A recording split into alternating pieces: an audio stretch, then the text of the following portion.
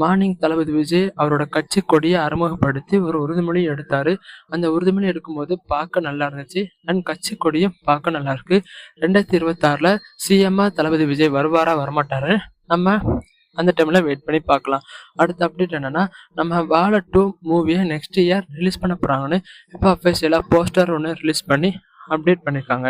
அடுத்த அப்டேட் என்னன்னா, நம்ம ரஞ்சித் அடுத்த மூவியை வெட்டுவாம் ஒரு டைட்டில் விட போறாங்கன்னு, அதுக்கு மெயின் லீடா நம்ம அட்டகத்தி தினேஷ் தான் வரப்போறாரு.